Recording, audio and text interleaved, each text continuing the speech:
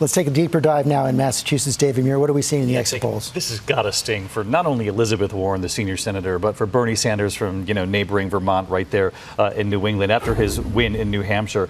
But more than half of the voters who turned out in Massachusetts today decided in just the last few days this momentum that we've seen from Joe Biden since the South Carolina victory, since the endorsements last night from Amy Klobuchar, Pete Buttigieg, and Beto O'Rourke. And look at this, George. This is the first time we've been able to do sort of an aggregate of all the Super Tuesday states tonight.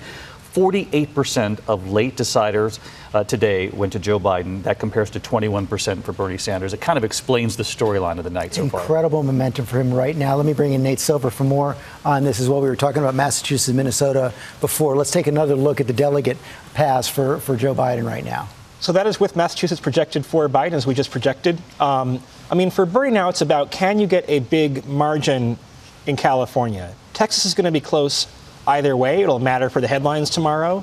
But for the delegate math, then Bernie has to win California pretty big. The exit poll shows him doing pretty well there, but exit polls sometimes are accurate, sometimes not. We can now say that he's leading in California. He's leading in California.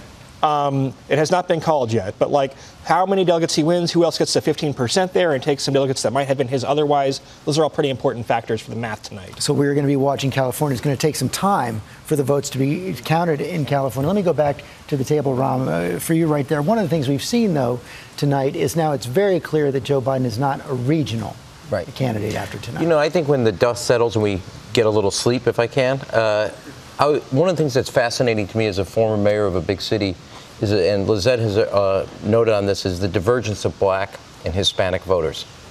Bernie Sanders is doing really, when you look at the vote, unbelievably well with Hispanic voters.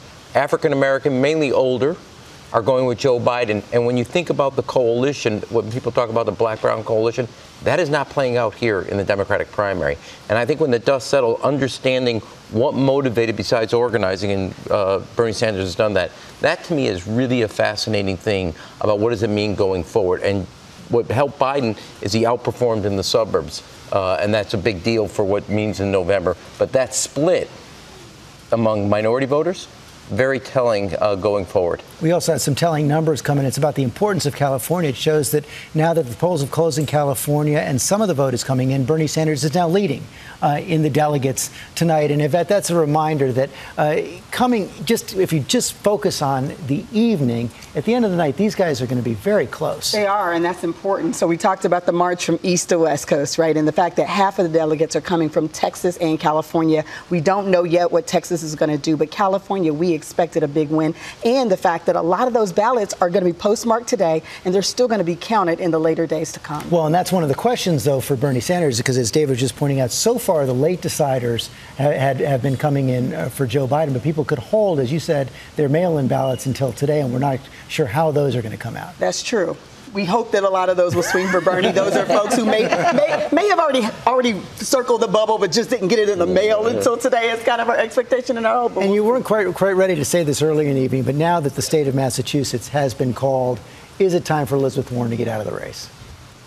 You know, I think she's going to have to make a decision, but it is really hard to see a path forward for how she can stay in. And I think a lot of her supporters will be calling her and saying, okay, you really now have to move forward. You have to kind of restructure. But I think this idea that all of her support goes to Senator Sanders, I think is not correct. I think that a lot of her support is older, highly educated, white voters that we know are part of the Democratic base now.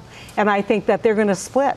I don't think they're going to all go to Bernie. I don't think we get them all, but you have to remember that the progressive movement is still really split between the two of them. And when I look at states like Massachusetts and states like Minnesota, where if we had come together the way that the establishment came together, we might have seen a different result in those two states. I'd just like the gesture to note that I represented the establishment in that hand gesture there. Listen, George, this is pretty simple politics, I think.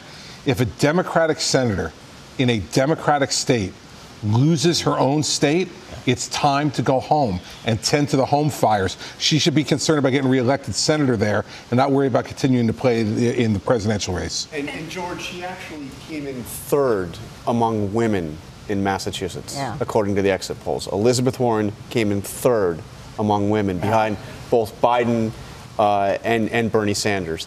And I got to say, the other thing that's remarkable about Biden's victory, I mean, not only did he beat the home state senator, I mean, Vermont borders Massachusetts. So he went in, he was up against 2 New Englanders and he won. Let's go to Terry Moran, who's with Elizabeth Warren's campaign today. He's in the state of Michigan. Are we hearing anything from the campaign? Well, what we've heard is that they've sent out a fundraising letter saying, we are moving forward. We want your assistance. The results are not all in. She has not either here tonight in what she said and now what is a closed hall that she was in, or in this fundraising letter even acknowledged that she didn't win anything, and as you guys have been talking about, lost her home state, which has got to be devastating to her. The 3 words that come to mind watching Elizabeth Warren here tonight: nevertheless, she persisted, and that is who she is, and there's a reason for it too, and she basically told us in the speech, she said, don't vote like a pundit, don't vote because you think somebody's going to win and somebody is not as good to win. Vote with your heart. She said, I vote. When I vote, I cast my vote for who I think the best president of the United States would be, and I think I would be the best president of the United States. She said it with conviction. She said it with conviction. So far, the voters disagree in 19 contests. But Terry Moran, thanks very much.